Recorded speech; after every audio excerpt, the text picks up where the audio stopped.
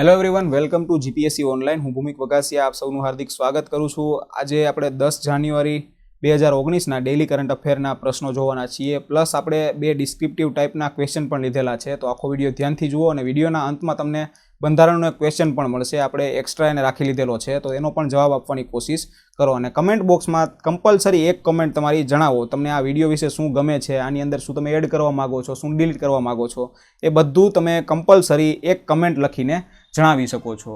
જોઈએ પહેલો પ્રશ્ન, સીબીઆઈના ડાયરેક્ટરની નિયુક્તિ કરતી કમિટીમાં હેડ કોણ હોય છે? તો સીબીઆઈના ડાયરેક્ટરને જે નિયુક્ત કરે છે એની કમિટીમાં હેડ હોય છે પ્રાઇમ મિનિસ્ટર નરેન્દ્ર મોદી। આ કેસ આપણે એટલા માટે લીધેલો છે કેમ કે હાલમાં કોન્ફ્લિક્ટ થઈ રહી છે અત્યારે સીબીઆઈના જે ડાયરેક્ટર હતા આલોક વર્મા અને સ્પેશિયલ ડાયરેક્ટર હતા રાકેશ અસ્થાના, તો બંને એકબીજા ઉપર આક્ષેપો નાખે છે કે ભાઈ આ વ્યક્તિ છે આ કેસમાં સંડોવાયેલો છે, બીજો વ્યક્તિ આ કેસમાં સંડોવાયેલો છે, તો બધા એકબીજા ઉપર આરોપ નાખે છે। સીબીઆઈએ પણ આ જે સ્પેશિયલ ડાયરેક્ટર રાકેશ અસ્થાના છે તો તેની ઉપર પણ આક્ષેપો નાખ્યા હતા। રાકેશ અસ્થાના આલોક વર્મા ઉપર આક્ષેપ નાખે છે, આલોક વર્માએ રાકેશ અસ્થાના ઉપર આક્ષેપ નાખે છે। તો આ રીતનું થતું હતું અને આ બંને જે વ્યક્તિ છે તે સીબીઆઈની ટોપ મોસ્ટ પોઝિશન ઉપર છે। એટલે હવે સીબીઆઈનું માન જાળવવા માટે, સીબીઆઈની જે ડિગ્નિટી છે તેને જાળવવા માટે પ્રધાનમંત્રી નરેન્દ્ર મોદી તેણે એવો નિર્ણય લીધો કે આ બંનેને અત્યારે રજા ઉપર મોકલી દેવા જોઈએ અને આ બંને જે કેસોની વાત કરે છે તો તેને આ કેસોનું સોલ્યુશન લાવવા માટે, તપાસ કરવા માટે એક કમિટી બેસાડવી જોઈએ જે આ સંપૂર્ણ કેસની સ્ટડી કરશે, પછી નિષ્કર્ષ આપશે। હવે આ દરમિયાન આ બંનેને રજા ઉપર મોકલી દેવા જોઈએ, તેની પાસે જે સત્તા છે સીબીઆઈ અંતર્ગત તેને જે સત્તા મળેલી છે તો તેને પણ છીનવી લેવી જોઈએ। એટલે આ પ્રકારનો નિર્ણય લેવામાં આવ્યો હતો, પરંતુ જે આલોક વર્મા છે તે પછીથી સુપ્રીમ કોર્ટમાં ગયા હતા કે ભાઈ 2 વર્ષ માટે કોઈ પણ સીબીઆઈનો ડાયરેક્ટર હોય તે 2 વર્ષ માટે નિયુક્ત થતો હોય છે, તો 2 વર્ષ માટે તેને નિયુક્ત કરવામાં આવે તો એ દરમિયાન તેની સત્તા કોઈ પણ વ્યક્તિ છીનવી શકે નહીં, સિવાય કે બધા એવું નક્કી કરે। આ કમિટીમાંથી ખાલી નરેન્દ્ર મોદીએ જ એવું નક્કી કરેલું હતું કે આને રજા ઉપર મોકલી દેવા જોઈએ, બાકી બધા કમિટીનો જે સભ્ય હોય છે તો તેનો કોઈ પણ પ્રકારનો મત લેવામાં આવ્યો નથી। તો આલોક વર્માએ એવું જ કીધેલું હતું કે બધા કમિટીના મેમ્બરો, આખી કમિટી જો એવો નિર્ણય કરે કે ભાઈ આને પદ નિવૃત્ત કરી દેવો જોઈએ તો જ એ વસ્તુ શક્ય છે, આ વસ્તુ બાકી શક્ય છે નહીં। એટલે પિટિશન કરી હતી, સુપ્રીમ કોર્ટે રિવ્યૂ આપ્યો, પોતાનો મત આપ્યો સુપ્રીમ કોર્ટે કે ભાઈ આ પ્રકારે લીધેલું પગલું છે તે એકદમ ખોટું છે, આ પ્રકારે હોય નહીં, આવું કરી શકાય નહીં, એટલે ફરીથી તેને પોતાની પોઝિશન ઉપર રિટેન કરવામાં આવ્યા છે। અને અત્યારે એવું સુપ્રીમ કોર્ટે કીધેલું છે કે રાકેશ અસ્થાના છે તે થોડા સમય માટે કોઈ પણ કેસ ઉપર પોતાનો મત આપી શકશે નહીં, પોતે કોઈ પણ પ્રકારની એક્શન સીબીઆઈના કેસમાં લઈ શકશે નહીં। એ ઉપરાંત 1 અઠવાડિયાની અંદર આ જે કમિટી છે જેને આલોક વર્માને સિલેક્ટ કર્યા હતા એ કમિટી પોતાનો નિર્ણય જણાવશે કે ભાઈ આ વ્યક્તિ હવે સીબીઆઈના ડાયરેક્ટર તરીકે રહેશે કે નહીં, એ બાબત ઉપરનું પોતાનું મંતવ્ય જણાવશે। સીબીઆઈ વિશે આપણે પૂરેપૂરી વાત કરવી છે, તો સીબીઆઈની આખી વાત કરીએ, આપણી હિસ્ટ્રી જાણીએ સીબીઆઈની, તો 1941માં જ્યારે વર્લ્ડ વોર II શરૂ હતો ભારતમાં, ત્યારે બ્રિટિશનું શાસન હતું, તો એ સમયે એ વ્યક્તિ જે રિશ્વત લેવામાં સંડોવાયેલા હતા, બ્રાઇબરી લેવામાં સંડોવાયેલા હતા, ભ્રષ્ટાચારમાં સંડોવાયેલા હતા, તો એવા વ્યક્તિના કેસોની તપાસ કરવા માટે બ્રિટનની સરકારે સ્પેશિયલ પોલીસ એસ્ટાબ્લિશમેન્ટની સ્થાપના કરી હતી। સીબીઆઈનું આ પહેલાંનું નામ હતું, પહેલાંનું નામ સીબીઆઈ હતું નહીં, એ સ્પેશિયલ પોલીસ એસ્ટાબ્લિશમેન્ટ તરીકે તે સ્થાપિત થઈ હતી 1941માં। હવે વર્લ્ડ વોર II સમાપ્ત થઈ ગયો, પરંતુ તો પણ એવી સંસ્થાની જરૂર જણાય કે જે કેન્દ્ર લેવલે રહીને આ પ્રકારના કેસો હોય તેને સોલ્વ કરી શકે। એટલે 1946માં એક એક્ટ પાસ કરવામાં આવ્યો, Delhi special police establishment act, અને તે અંતર્ગત સીબીઆઈને આ પ્રકારની સત્તા આપવામાં આવી કે જે આવા હાઈ પ્રોફાઇલ કેસ છે, હાઈ પ્રોફાઇલ કેસમાં કેવા આવે તો કે ઇકોનોમિક ક્રાઇમ છે, સ્પેશિયલ ક્રાઇમ છે, ભ્રષ્ટાચારને લગતા કેસ છે, તો એ બધા કેસોની તપાસ માટે સીબીઆઈ અધિકૃત રહેશે। તો એ પ્રકારે સ્થાપના થઈ હતી Delhi special police establishment act 1996 અંતર્ગત। હવે સીબીઆઈની બીજી વાત કરી લઈએ, તો સીબીઆઈ છે તે આરટીઆઈ એક્ટ અંતર્ગત આવતી નથી। કોઈ પણ પ્રકારની તમારે માહિતી જોતી હશે તો તમે આરટીઆઈ સીબીઆઈ ઉપર કરી શકશો નહીં। અને બીજી વસ્તુ કે સીબીઆઈ છે એ સ્ટેચ્યુટરી બોડી નથી, કોઈ પણ પ્રકારનું પાર્લામેન્ટનો એક્ટ નહોતો આવ્યો કે ભાઈ પાર્લામેન્ટનો એક્ટ આવ્યો અને પછી સીબીઆઈની સ્થાપના થઈ, તો એ વસ્તુ કદાચ પૂછાય કે સીબીઆઈ એ કઈ પ્રકારની બોડી છે, વૈધાનિક સંસ્થા છે, બંધારણીય સંસ્થા છે, તો એ બે આવશે નહીં, બંધારણીય સંસ્થા પણ નથી અને વૈધાનિક સંસ્થા પણ નથી। હવે સીબીઆઈમાં એક વડા હોય છે અને બાકીના બધા નીચેના કક્ષાના વ્યક્તિઓ હોય છે। એ નીચેના કક્ષાના વ્યક્તિઓ એસએસસી સિલેક્ટ કરે, પછી કોઈ પોલીસમાંથી લેવામાં આવે કે પછી ઇન્કમ ટેક્સમાંથી લેવામાં આવે, તો એ બધી પછીની વસ્તુ છે, પરંતુ જે વડા છે સીબીઆઈના વડા એટલે કે નિર્દેશક, ડાયરેક્ટર, તો એને CVC એક્ટ 2003 મુજબ નિમણૂક કરવામાં આવે છે અને 2 વર્ષ માટે તેને નિમણૂક કરવામાં આવે છે.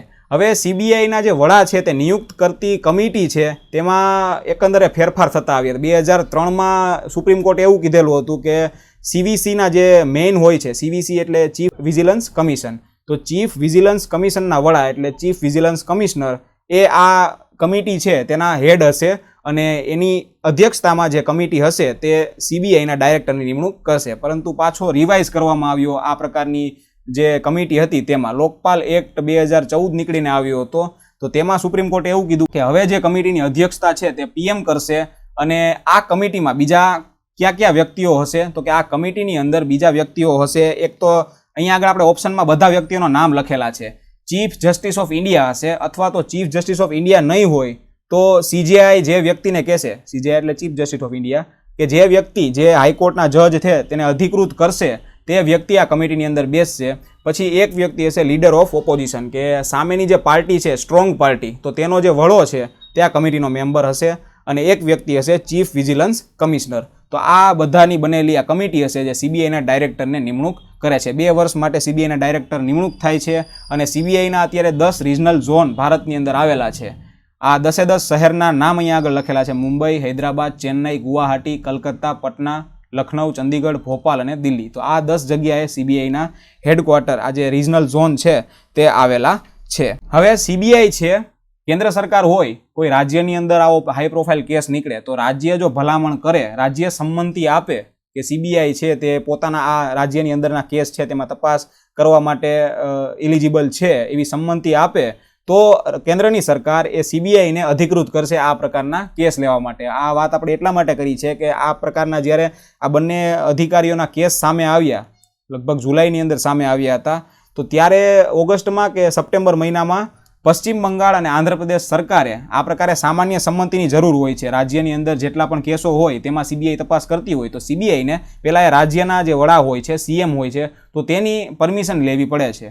તો પશ્ચિમ બંગાળની જે CM છે, પશ્ચિમ બંગાળના CM અને આંધ્રપ્રદેશના CM છે, તેને આ પ્રકારની સામાન્ય સંમતિ આપવામાં આવતી હતી તે પાછી ખેંચી લીધી. એટલે હવેથી કોઈ પણ પ્રકારનો જો કેસ નીકળીને આવશે આંધ્રપ્રદેશની અંદર કે પશ્ચિમ બંગાળમાં, તો CBI ત્યાં આગળ તપાસ કરી શકશે નહીં. તો આટલી માહિતી આપણા માટે ઇનફ છે. ત્યાર પછીનો પ્રશ્ન જોઈએ: ઇન્ડિયન ફોરેસ્ટ સર્વિસનું નામ બદલીને શું કરવામાં આવ્યું? તો ઇન્ડિયન ફોરેસ્ટ સર્વિસનું નામ બદલીને Indian forest and tribal service કરી નાખવામાં આવ્યું છે. એટલે આ પ્રશ્નનો ઓપ્શન A સાચો જવાબ છે. આ પ્રકારનું રિકમેન્ડેશન, નામ બદલાવાનું રિકમેન્ડેશન કોના દ્વારા કરવામાં આવ્યું હતું? તો 2 નામ લખેલા છે અહીંયા આગળ આપણે. Ministry of personnel public grievances and pension, આને નામ બદલાવાની શરૂઆત કરી છે, એટલે નામ બદલશે હમણાં. પરંતુ આ મંત્રાલયને સજેશન કોના દ્વારા આપવામાં આવ્યું હતું? તો કે NCST દ્વારા, national commission four scheduled tribes દ્વારા.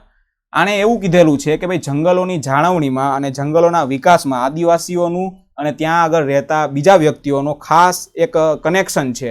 એટલા માટે આ જે સર્વિસ છે, આને રિલેટેડ જે સર્વિસ છે તેને ઇન્ડિયન ફોરેસ્ટ સર્વિસ કેવું બરાબર છે નહીં, આનું નામ બદલીને Indian forest and tribal service છે તે કરી નાખવામાં આવે.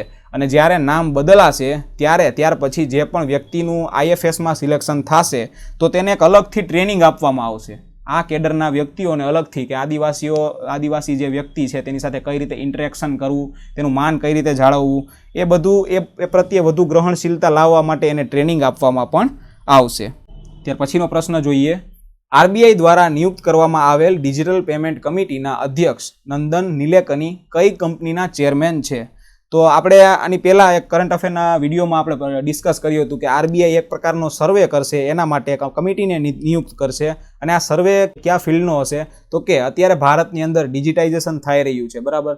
તો વ્યક્તિઓનું પેમેન્ટ નેચર કેવું છે? વ્યક્તિઓ જ્યારે બજારમાં કોઈ ખરીદી કરવા જાય છે કે સામાન્ય એવા ટ્રાન્ઝેક્શન માટે પેમેન્ટ મેથડ ચૂઝ કરે છે, તે બાબતનો સર્વે કરવાનો હતો RBI દ્વારા. અને તેને કમિટી બેસાડી છે 5 વ્યક્તિઓની, જેના અધ્યક્ષ છે નંદન નિલેકની. અને નંદન નિલેકની છે તે ઇન્ફોસિસના ચેરમેન છે. ઓપ્શન A સાચો જવાબ છે. અહીંયા આગળ પિક્ચરમાં દર્શાવેલા છે નંદન નિલેકની.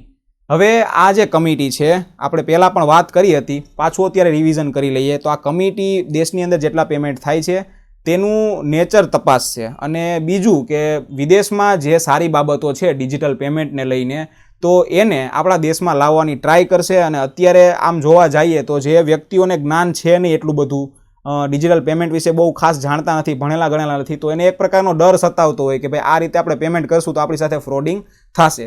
તો હવે એ કઈ રીતે દૂર કરવું, એના માટે કયા પ્રકારના કેમ્પેન યોજવા જોઈએ, તો એ બધા સજેશન આ જે કમિટી છે તે આરબીઆઈને આપશે. અને એ ઉપરાંત અત્યારે દેશની અંદર વિદેશની સંસ્થાઓ, ઘણી એવી સંસ્થાઓ એવું કહે છે કે ભારતની અંદર ડિજિટાઇઝેશન તો થઈ ગયું છે બરાબર, પરંતુ ભારત પાસે એવી સિક્યોરિટી છે નહીં કે પોતાના કસ્ટમરને કોઈ પણ ઓનલાઈન ફ્રોડ થતા બચાવી શકે. તો એ બાબતને પણ સ્ટ્રેન્થન કરવાનો પ્રયાસ કરવામાં આવશે આ કમિટી દ્વારા કે ભાઈ પેમેન્ટની સિક્યુરિટી કઈ રીતે વધારવી જોઈએ. તો એને લઈને ભલામણો પણ આ જે કમિટી છે તે આરબીઆઈને કરશે. હવે આ કમિટીની અંદર બીજા 4 સભ્યો છે, તેના નામ આપણે અહીંયા આગળ લખેલા છે. HR ખાન એ આરબીઆઈના ભૂતપૂર્વ ગવર્નર હતા. પછી બીજા નંબરે છે કિશોર સંસી, જે અત્યારે વિજયા બેંકના MD અને CEO છે. અને ત્યારબાદ અરુણા શર્મા અને સંજય જૈન, અને એક અધ્યક્ષ નંદન નીલેકની. તો આ 5ની આ કમિટી છે. ત્યાર પછી છે ગીતા ગોપીનાથને કઈ સંસ્થાના ચીફ ઇકોનોમિસ્ટ બનાવવામાં આવ્યા. તો ગીતા ગોપીનાથને હાલમાં જ ઇન્ટરનેશનલ મોનેટરી ફંડના, ઓપ્શન બી સાચો જવાબ છે, અને પિક્ચરમાં દેખાડેલા છે ગીતા ગોપીનાથ, તો તેને ઇન્ટરનેશનલ મોનેટરી ફંડના ચીફ ઇકોનોમિસ્ટ બનાવવામાં આવ્યા છે. અને IMF, શોર્ટમાં આપણે આને IMF કહીશું, તો ઇન્ટરનેશનલ મોનેટરી ફંડમાં અત્યાર સુધી સર્વોચ્ચ પદે પહોંચનાર આ પ્રથમ મહિલા છે. અને આમ કહીએ કે એશિયાની પ્રથમ મહિલા અને વર્લ્ડની પ્રથમ મહિલા કહીએ તો પણ ચાલે. ઇન્ટરનેશનલ મોનેટરી ફંડમાં અત્યાર સુધી કોઈ પણ આ પ્રકારના ઉચ્ચ પદ સુધી પહોંચ્યું નથી. આટલી માહિતી આપણા માટે ઇનફ છે. ત્યાર પછીનો પ્રશ્ન ડિસ્ક્રિપ્ટિવ ટાઈપનો છે, એ જોઈએ. પ્રધાનમંત્રી ફસલ બીમા યોજના વિશે એક રિપોર્ટ આવેલો હતો. એક કમિટી છે, કમિટી ઓન એસ્ટિમેટ, જેણે એવું ઓબ્ઝર્વેશન કરેલું હતું અને બાકી સજેશન પણ આપેલું હતું. ઓબ્ઝર્વેશન શું કરેલું હતું કે ભાઈ અત્યારે પ્રધાનમંત્રી ફસલ બીમા યોજના છે તેમાં ઘણી બધી ખામીઓ રહેલી છે, અને જે ખેડૂતને લાભ મળવો જોઈએ એ ખેડૂતને મળતો નથી. બીજા વચેટિયા આમાં વધારે લાભ લઈ જાય છે, જેમ કે ઇન્સ્યોરન્સ કંપની છે, બીજી કોઈ સરકારમાં ભ્રષ્ટાચાર થાય છે, રેવન્યુ ડિપાર્ટમેન્ટમાં ભ્રષ્ટાચાર થાય છે, તો તેના લીધે ખેડૂતને સંપૂર્ણ લાભ મળતો નથી. અને આમાં સુધારા લાવવા માટે એણે સજેશન આપ્યું હતું કે ભાઈ આ યોજના છે તેનું પુનઃનિર્માણ કરવામાં આવે, આખી એનું જે ફ્રેમવર્ક છે તેને ચેન્જ કરવામાં આવે, જેથી કરીને તેના કાર્યમાં વધુ પારદર્શિતા લાવી શકાય. અને અત્યારે ખેડૂત છે, હવે આના માટે ઘણા કેમ્પેનિંગ પણ કરવામાં આવતા હોય છે, પરંતુ એવા ખેડૂતો કે જે અમુક પ્રકારના પ્રદેશોમાં રહે છે, તો ત્યાં આગળ ટીવીની ફેસિલિટી નથી, કોઈ રેડિયોનું ફેસિલિટી નથી, ત્યાં આગળના ખેડૂતો એટલા બધા ડેવલપ થયેલા નથી કે જે મોડર્ન ટેકનોલોજીનો યુઝ કરીને આ પ્રકારની સ્કીમો જાણી શકે. તો એવા ખેડૂતોને તો ખબર જ નથી કે પ્રધાનમંત્રી ફસલ વીમા યોજના નામની પણ યોજના છે બરાબર. તો એને વધારે આકર્ષવા માટે આ પ્રકારે કેમ્પેનિંગ વધારે કરવા જોઈએ. અને વધારે આકર્ષવા માટે શું કરવું જોઈએ કે ભાઈ અત્યારે જે નાણાં આપવામાં આવે છે આ યોજનાની અંદર તેને વધારવા જોઈએ, નાણાંની ફાળવણી છે તે વધુ કરવી જોઈએ. તો એ પ્રકારનું સજેશન આપવામાં આવ્યું હતું. હવે આ પ્રધાનમંત્રી ફસલ વીમા યોજનામાં બીજા ઓબ્ઝર્વેશન પણ કરેલા હતા કે ભાઈ અત્યારે આ ઇસ્યુ છે, પ્રધાનમંત્રી ફસલ વીમા યોજના એક સક્સેસફુલ રહી નથી, તો તેના કારણો શું છે, તો કે ઓછી પહોંચ અને પ્રસાર. આપણે વાત કરી લીધી કે ભાઈ બરોબર એનું કેમ્પેનિંગ થતું નથી, એટલે લોકોને ઓછી ખબર છે, જે ખેડૂતો છે ખાસ કરીને, તો તેને ઓછી ખબર છે. પછી ડેટા કન્સ્ટ્રેન્ટ એટલે કે છેલ્લા રવિ પાક હતો તો તેનો આખો ડેટા મેળવવામાં આવ્યો, તો એમાં એવું જાણવા મળ્યું કે 45% જેટલા ખેડૂતો છે તેણે વીમા માટે ક્લેમ કરી હતી, પરંતુ વીમા કંપનીએ તેને વીમો આપેલો છે નહીં. એટલે ક્યાંક ને ક્યાંક ઇન્સ્યોરન્સ કંપનીનો પણ આમાં હાથ છે આને અનસક્સેસફુલ બનાવવા માટે. બીજું છે કે ઓછું વળતર, આની અંદર બહુ એટલું બધું વળતર આપવામાં આવતું નથી. હવે આ કેન્દ્ર અને રાજ્ય સરકાર બે આમાં ભાગીદાર હોય છે, અમુક પૈસા કેન્દ્ર આપે અને અમુક પૈસા જે તે રાજ્યની સરકારે આપવાના હોય છે. તો થાય ક્યારેક કેવું કે અમુક રાજ્યની સરકાર એ પોતે કોન્ટ્રીબ્યુટ કરવાનું હોય, પોતાનો ભાગ એ કોન્ટ્રીબ્યુટ કરતી નથી, એટલે ખેડૂતોને ઓછું પૈસા મળે છે. અને જો રાજ્યની સરકાર કોન્ટ્રીબ્યુટ કરે તો કેન્દ્ર સરકારના ક્યાંક લોચા છે, અને બંને જો કોન્ટ્રીબ્યુટ કરતી હોય તો ઇન્સ્યોરન્સ કંપનીના ક્યાંક લોચા છે. તો આ રીતનું જે ઉપરથી જ પેમેન્ટ આવતું નથી, એટલે નીચેના જે વ્યક્તિઓ છે ને મળવું જોઈએ હકીકતમાં, તેને લાભ મળતા છે નહીં. અને પછી ચોથું છે કે નિષ્ફળ થઈ ગયેલા પાકોની તપાસ કરવા માટે અસક્ષમતા. એટલે કે નિષ્ફળ થઈ ગયેલા પાકો છે, આ ફસલ વીમા યોજના ક્યારે આપવામાં આવે છે કે કોઈ પણ પ્રકારનો પાક તમે વાવેલો હોય અને કુદરતી આફતને કારણે કે બીજી કોઈ રીતે એ પાક નિષ્ફળ જાય તો તમને તેમાં વીમો આપવામાં આવશે. હવે આ નિષ્ફળ કેમ ગયો છે પાક તેને ચેક કરવા માટે એટલી બધી ટેકનોલોજી સારી છે નહીં કે પછી એવા ટ્રેન કરેલા ઇન્સ્ટિટ્યૂટ છે નહીં ગવર્મેન્ટ પાસે કે જેથી એક્ઝેક્ટ આપણે ખ્યાલ મેળવી શકીએ. હવે આમાં શું છે કે કોઈ અધિકારી આવતો હોય તો તમે થોડાક પૈસા આપી દો તો અધિકારી તમારો એવું ગણી નાખે કે ભાઈ આનો પાક એ ફેલ ગયેલો છે અને તમને જેને મળવું ન જોઈએ વીમો એને વીમો મળી જાય છે. અને ખાસ એવી એડવાન્સ ટેકનોલોજી પણ ગવર્મેન્ટ પાસે છે નહીં, જેમ કે ડ્રોનથી અત્યારે ચેક કરે છે. બીજા કોઈ દેશમાં કે તમે એમાં જાઓ તો એમાં સર્વે કરવા માટે અત્યારે હાઈલી ડ્રોનનો ઉપયોગ થાય છે. તો એ પ્રકારના ડ્રોન આપણી પાસે છે નહીં. સેટેલાઇટ સિસ્ટમ એવી છે નહીં કે હકીકતમાં આ એરિયાની અંદર પાક નિષ્ફળ ગયો છે કે નહીં એ ચેક કરવા માટેની. તો એ પણ એક કારણ છે. પાંચમું છે કે ભાઈ ઓછા પાકોનો સમાવેશ, એટલે કે મેઇન પાક ભારતની અંદર જે ટ્રેડિશનલ પાકો છે, અનાજ છે, ઘઉં, ચોખા, આ બધી વસ્તુઓ છે તો એને જ સમાવવામાં આવ્યા છે. બીજા નાના મોટા પાક છે જે રોકડિયા પાક આપણે કહી શકીએ, બીજા નાના કે ઈસબગુલ ગમે કે જેનું આમ ટ્રેડિશન છે નહીં પરંતુ કોઈ ખેડૂત એને વાવે છે અને એ નિષ્ફળ જાય તો એનો સમાવેશ આમાં કરવામાં આવ્યો છે નહીં, એટલે એ ખેડૂતોએ આ લાભથી વંચિત રહી જાય છે. અને બીજું કે પુઅર ઇન્ફ્રાસ્ટ્રક્ચર, આ લોન પાસ થઈ ગઈ ઉપરથી પરંતુ ઘણા એમાં પણ લોચા છે જેથી કરીને પેમેન્ટ ડિલે થાય છે. ખેડૂતને કદાચને આ મહિનામાં લોન પાસ થઈ જાય જાન્યુઆરીમાં તો એનું પેમેન્ટ બહુ મોડું મળશે 3-4 મહિના પછી, કેમ કે ઇન્ફ્રાસ્ટ્રક્ચરમાં પણ થોડાક વાંધા છે. કંપનીનું એકદમ તાલમેલ બરોબર છે અને ઇન્સ્યોરન્સ કંપનીનો સરકાર સાથે ને સરકારનો ઇન્સ્યોરન્સ કંપની સાથે, તો એના લીધે ખેડૂતને આ બધું ભોગવવું પડે છે. તો આ બધા કારણો છે, અત્યારના પ્રવર્તમાન ઇસ્યુ છે.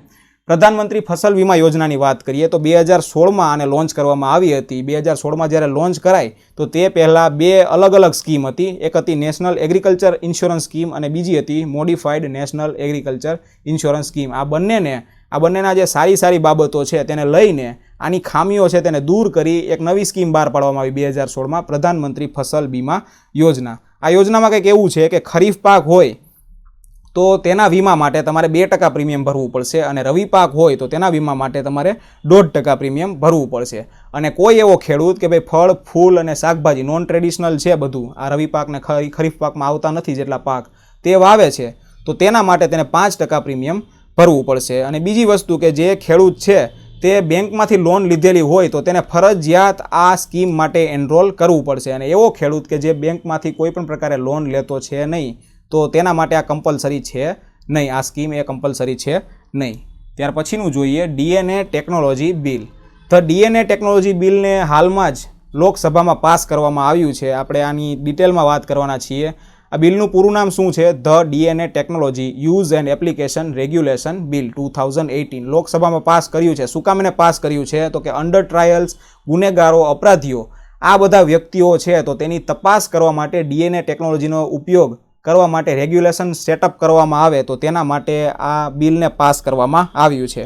DNA ટેકનોલોજી અત્યારે ક્રાઇમને સોલ્વ કરવા માટે સક્સેસફુલ છે. બીજા દેશોમાં વાપરવામાં આવે છે એટલે આપણા દેશમાં પણ એને આ જે ટેકનોલોજી છે તેનો વિનિમય રીતે ઉપયોગ થાય, બરોબર રીતે ઉપયોગ થાય, મિસયુઝ ના થાય તો તે બાબતોને કન્સિડર કરીને એક લો બનાવવામાં આવશે અને એના માટે આને બિલ પાસ કરવામાં આવ્યું છે. જેથી કરીને જસ્ટિસ ડિલિવરી સિસ્ટમ છે, ન્યાયિક પ્રક્રિયા છે તે એકદમ અત્યારે તો ધીમી પ્રક્રિયા છે. કોઈ ક્રાઇમનો કેસ હોય તો તેને સોલ્વ થતાં ઘણો સમય લાગે, તો હવે એને ઝડપથી સોલ્વ કરવા માટે, આવા કેસોનો નિકાલ ઝડપથી કરવા માટે આ ટેકનોલોજી ક્યાંક ને ક્યાંક મદદરૂપ થશે કોર્ટને ને બધી આ જે જ્યુડિશરી સિસ્ટમ છે તેને.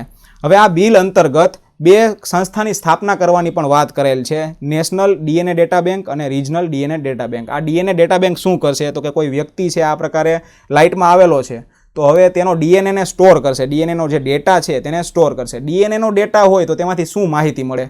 કોઈ પણ ક્રાઇમ થયેલું હોય તો આપણે અત્યારે જોઈએ છીએ તો આ જે ટેકનોલોજી છે તે ફોરેન્સિક લેબમાં જ આનો ઉપયોગ કરવામાં આવે છે. કોઈ વ્યક્તિનો વાળ તમને ક્રાઇમની જગ્યાએથી મળી જાય, લોહીના ટીપા મળે કે બીજું કાંઈ મળે, ચામડીનું કે થોડોક એવો ભાગ મળી જાય તો એમાંથી DNAના ડેટાને કાઢીને બધી વસ્તુઓ માહિતી તમે મેળવી શકો કે આ વ્યક્તિને કઈ એલર્જી હતી, આના વાળનો કલર કેવો છે, આની આંખનો કલર કેવો છે, આનો સ્વભાવ કેવો છે, ત્યાં સુધી પણ આપણે માહિતી મેળવી શકીએ DNAના ડેટાથી. એટલે આ ટેકનોલોજી છે તે ખૂબ મદદરૂપ થશે. હવે ફાયદાની સાથે ગેરફાયદા પણ છે. આ DNAના ડેટા છે તે ક્યાંય અપરાધ કરવામાં પણ વપરાઈ શકે તો તેના માટે પણ આ બિલની અંદર જોગવાઈ કરવામાં આવી છે કે જે વ્યક્તિ આ DNA ડેટા બેંકની અંદર કાર્ય કરે છે અને જો પોતે એવો એને હક આપેલો છે નહીં કે ભાઈ DNAનો ડેટા કોઈ સાથે શેર કરવો, તો હવે તો એ જે ડીએનએનો ડેટા છે તે કોઈ વ્યક્તિ સાથે શેર કરશે ઇલીગલી તો તેને વધુમાં વધુ 3 વર્ષની જેલ થશે અને 1 લાખ સુધીનો દંડ એ પણ જોગવાઈ આ બિલની અંદર કરવામાં આવી છે. ખાસ ધ્યાન રાખવામાં આવ્યું છે કે ભાઈ આ ડીએનએનો ડેટા છે તે ખાલી વ્યક્તિની ઓળખ કરવા માટે જ વાપરવામાં આવે, જેને પગલે આ જે ડીએનએના જે લેબોરેટરી છે, આ બધી ડેટા સ્ટોર કરતી લેબોરેટરી છે, તો તેને એક્રેડિટેશન આપવાનું કાર્ય કરવા માટે ડીએનએ રેગ્યુલેટરી બોર્ડની પણ સ્થાપના કરવામાં આવશે. તો આખું આપણે એનાલિસિસ જોઈ લીધું. ત્યાર પછીનો પ્રશ્ન જોઈએ. નાસાએ સૂર્યમંડળની બહારના ગ્રહોને શોધવા માટે લોન્ચ કરેલ મિશનનું નામ શું છે? તો નાસાએ આ મિશન અત્યારે લોન્ચ નથી કરેલું, એપ્રિલ 2018માં આ મિશન લોન્ચ કરેલું હતું. સૂર્યમંડળની બહારના ગ્રહો એને શોધવા માટે આ મિશન લોન્ચ કરવામાં આવ્યું હતું. હવે એ મિશનનું નામ છે ટ્રાન્સિટિંગ એક્સોપ્લેનેટ સર્વે સેટેલાઇટ, ટેસ, શોર્ટમાં આપણે એને ટ્રેસ કહીએ છીએ. ટ્રાન્સિટિંગ એક્સોપ્લેનેટ સર્વે સેટેલાઇટ, એટલે કે ઓપ્શન બી એ સાચો જવાબ છે. શોર્ટમાં તેને ટેસ કહેવામાં આવે છે. એક્સોપ્લેનેટ એટલે એવા ગ્રહો કે જે સૂર્યમંડળની અંદર અસ્તિત્વ ધરાવતા નથી, સૂર્યમંડળની બહાર તમને આ જોવા મળે, એને એક્સોપ્લેનેટ કહેવાય. હવે આ ગ્રહોને શોધ કરવા માટે આ મિશન લોન્ચ કરવામાં આવ્યું હતું અને તાજેતરમાં એવી ન્યૂઝ આવી હતી કે ભાઈ નાસાનું જે આ ટેસ મિશન છે તેણે 3જો ગ્રહ શોધી લીધો. પૃથ્વીથી હજારો કરોડો કિલોમીટર આ ગ્રહ આવેલો છે, તેને 3જો આ ગ્રહ શોધી લીધો છે. આપણા માટે એનું નામ એટલું બધું ઇમ્પોર્ટન્ટ છે, એને યાદ નહીં રાખો તો પણ ચાલશે, પરંતુ આપણે એ જાણવું હતું કે નાસાએ આ મિશન, આ પર્પઝ માટે કયું મિશન લોન્ચ કર્યું હતું તે. તો અહીંયા આગળ કરંટ અફેરના મેઇન જેટલા પ્રશ્નો છે તે પૂર્ણ થાય છે. અને કાલના વિડીયોમાં આપણે એક પ્રશ્ન પૂછેલો હતો, નોર્થ સેન્ટ્રલ રેલવેએ પ્રયાગરાજમાં આયોજિત થનાર કુંભ મેળામાં મુલાકાત લેનારની સહાયતા માટે કઈ એપ લોન્ચ કરી છે? તો તેનો સાચો જવાબ આવશે ઓપ્શન બી, રેલ કુંભ સેવા કરીને આ એપ્લિકેશન લોન્ચ કરવામાં આવી છે NCR દ્વારા. અને આજના માટે કરંટ અફેરનો પ્રશ્ન રહેશે આ વિડીયોનો, ભારતીય ગાયોની પ્રજાતિને વૈજ્ઞાનિક ઢબે સંવર્ધન કરવા માટે કયું મિશન શરૂ કરવામાં આવ્યું છે? તો 4 ઓપ્શનમાંથી તમને જે જવાબ સાચો લાગતો હોય તે કમેન્ટ બોક્સની અંદર લખી શકો છો. અને આ મિશન જે શરૂ કરવામાં આવ્યું છે તેમાં 2 એવોર્ડ પણ આપવામાં આવશે સરકાર દ્વારા. એ કયા 2 એવોર્ડ છે અને કોને આ 2 એવોર્ડ આપવામાં આવશે તે પણ તમારે કમેન્ટ બોક્સમાં લખવાનું રહેશે. અને આ ઉપરાંત આપણે બંધારણનો એક ક્વેશ્ચન આપણે વાત કરી હતી અગાઉ, તેમ અહીંયા આગળ રાખેલો છે. પ્રશ્ન એવો છે કે રાષ્ટ્રપતિ દ્વારા રાજ્યપાલની નિમણૂકનો સિદ્ધાંત એ ભારતે કયા દેશના બંધારણમાંથી લીધો છે? તે 4 ઓપ્શનમાંથી તમારે જણાવવાનું રહેશે. એટલે કે રાષ્ટ્રપતિ છે તે રાજ્યપાલની નિમણૂક કરે છે. અત્યારે ભારતની અંદર એવી સિસ્ટમ છે કે કોઈ પણ રાજ્ય હોય તેનો રાજ્યપાલ એ રાષ્ટ્રપતિની મંજૂરીથી નિમણૂક પામે છે. તો આ સિદ્ધાંત આપણે કયા દેશના બંધારણમાંથી લીધો છે તે કમેન્ટ બોક્સની અંદર તમારે આ 4 ઓપ્શનમાંથી જવાબ જણાવવાનો રહેશે. જવાબ જો તમને પહેલી નજરે ખ્યાલ ના આવે તો ગૂગલ પણ કરી શકો છો, ગૂગલમાં તમને માહિતી મળી જશે. પરંતુ ગૂગલ કર્યા પછી જ આ જવાબ એટેમ્પ કરો, જેથી કરીને તમને તમારું જે કન્ફ્યુઝન છે તે દૂર થઈ જાય અને પરમેનન્ટલી એક ક્વેશ્ચન છે જેનો સાચો જવાબ તમે જોયેલો છે તે પણ તમારા મગજમાં બેસી જાય. તો અહીંયા આગળ આ વિડીયોને આપણે સમાપ્ત કરીએ છીએ. વિડીયો તમને પસંદ આવ્યો હોય તો વિડીયોમાં એક લાઇક કરી દો. વિડીયોમાં કમ્પલસરી કમેન્ટ લખો કે ભાઈ વિડીયોની શું બાબત તમને ગમે છે અને વિડીયોમાં શું ચેન્જીસ કરવા પડે એમ છે તે તમારે જણાવવાનું રહેશે કમેન્ટ બોક્સની અંદર. અને વિડીયો તમારા મિત્રો સાથે પણ શેર કરો અને ચેનલમાં પહેલીવાર વિઝિટ કરતા હોય તો ચેનલને સબસ્ક્રાઇબ કરીને નોટિફિકેશન બેલ પણ ક્લિક કરી લો, જેથી અમારી જે અપડેટ છે તે તમને રેગ્યુલર મળતી રહે. અહીંયા સુધી રાખીએ છીએ, ફરી મળીશું આવતીકાલે. Thanks for watching video. Keep learning, keep sharing.